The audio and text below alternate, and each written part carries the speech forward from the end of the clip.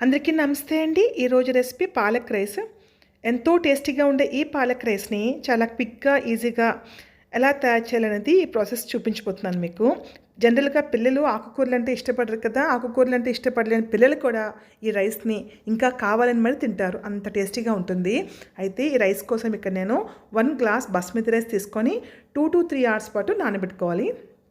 నానబెట్టుకున్నాక వాటర్తో నీట్గా వాష్ చేసుకొని ఇప్పుడు 1 గ్లాస్ బాస్మతి రైస్కి 1.5 గ్లాస్ వాటర్ వేసుకోవాలి. జనరల్గా మనం 1 గ్లాస్ నార్మల్ రైస్ తీసుకుంటే 2 గ్లాసెస్ వాటర్ వేస్తాం కదా. బాస్మతి రైస్కి మాత్రం 1 గ్లాస్కి 1.5 గ్లాస్ వాటర్ మాత్రమే వేసుకోవాలి. అలాగే కొంచెం ఆయిల్ వేయాలి పైన. ఆయిల్ వేసి వండడం వలన మెతుకులు అనేవి అతుక్కోకుండా విడివిడిగా వస్తాయి అన్నమాట.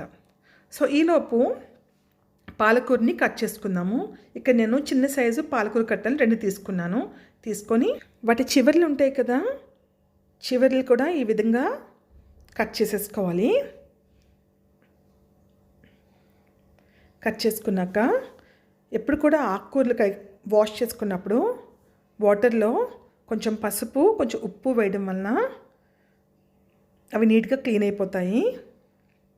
సో ఇక్కడ పసుపు కొంచెం, ఉప్పు కొంచెం వేసి వాటర్లో ఈ పాలకూరని ఒక 2 నుంచి 3 నిమిషాల పాటు ఉంచాను. ఉంచిన తర్వాత ఆ వాటర్ పడేసి ఇప్పుడు ఈ పాలకూరని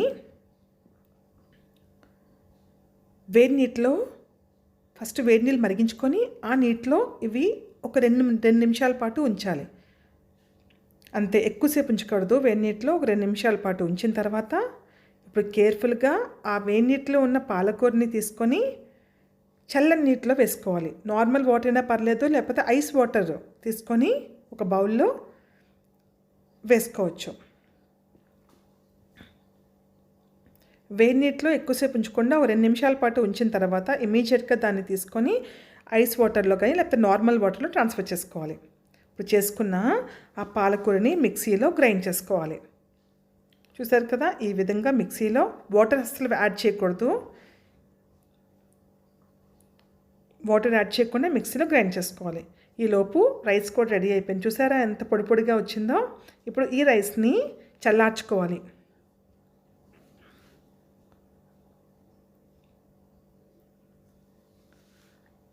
ఈ రైస్ని ఇప్పుడు ఒక ప్లేట్లో వేసుకొని చల్లార్చుకోవాలి కాసేపు.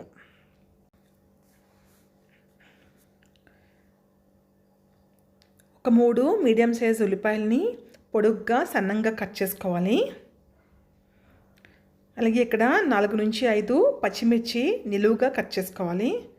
ఇప్పుడు హోల్ గరం మసాలా తీసుకోవాలి. అంటే బేల్ పత్తా అంటాం కదా, పులావాకు, బిర్యానీ పువ్వు, ఇలాచీ, మిరియాలు, లవంగాలు. ఇప్పుడు ప్రాసెస్ చూద్దాము. స్టవ్ ఆన్ చేసుకొని కళాయి పెట్టుకున్నాను.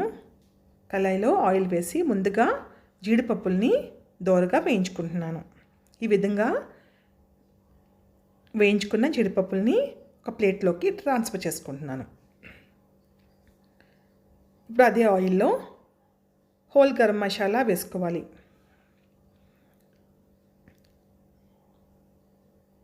వేసుకుని వాటిని కాస్త ఫ్రై చేసుకోవాలి.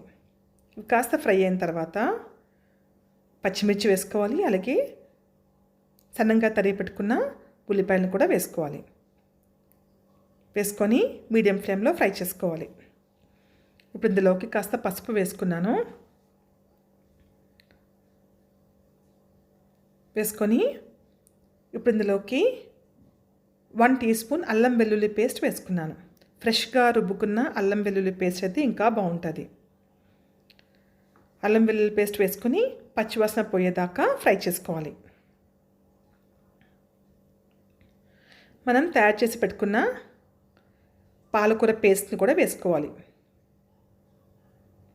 పాలకూర పేస్ట్ కూడా పచ్చివాసన పోయేదాకా ఫ్రై చేసుకోవాలి. అంటే దీని నుంచి ఆయిల్ సెపరేట్ అయ్యే వరకు చక్కగా ఫ్రై చేసుకోవాలి. మూత పెట్టుకోవడం వలన వేగంగా ఫ్రై అయిపోతుంది.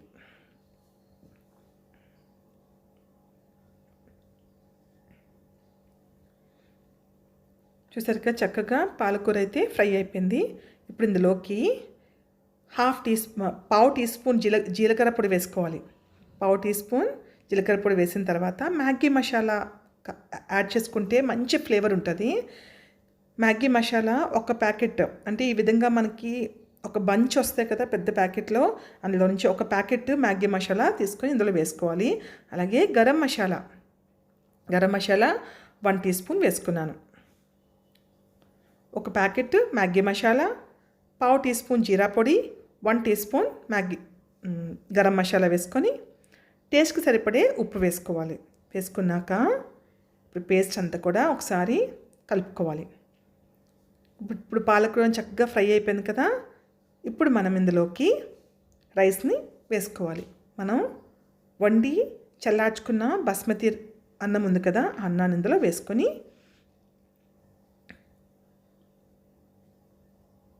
ఈ పాలకూర అన్నం బాగా కలిసేలాగా కలుపుకోవాలి. ఇది కలుపుకున్నప్పుడు స్టవ్ హై ఫ్లేమ్లో ఉంచుకోవాలి.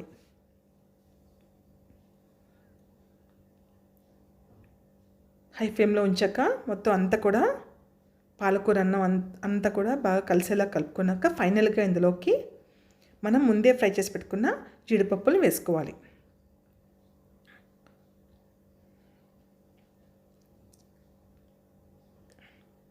ఇప్పుడు ఇందులోకి కొంచెం నెయ్యి వేసుకొని ఇంకొకసారి అంతా కూడా కలుపుకోవాలి. నెయ్యి వేసుకోవడం వల్ల టేస్ట్ అనేది ఇంకా బాగుంటుంది. తప్పకుండా మీరు రెసిపీ ట్రై చేయండి. మీకు ఎలా కుదిరిందో కామెంట్ చేయడం అస్సలు మర్చిపోకండి. ఇది బెస్ట్ లంచ్ బాక్స్ రెసిపీ. మీ పిల్లలు చక్కగా ఇంట్రెస్ట్గా తింటారు. ఇది చేసి పెట్టండి తప్పకుండా. మీకు ఎలా కుదిరిందో కామెంట్ చేయండి. అలాగే కొత్తగా ఛానల్ ఎవరైనా చూసేవాళ్ళు ఉంటే ప్లీజ్ ఛానల్ని సబ్స్క్రైబ్ చేసుకోండి. ఇంతవరకు వీడియో చూసినందుకు thank you so much. Video నచ్చితే ప్లీజ్ లైక్ చేయడం అసలు మర్చిపోకండి. Take care.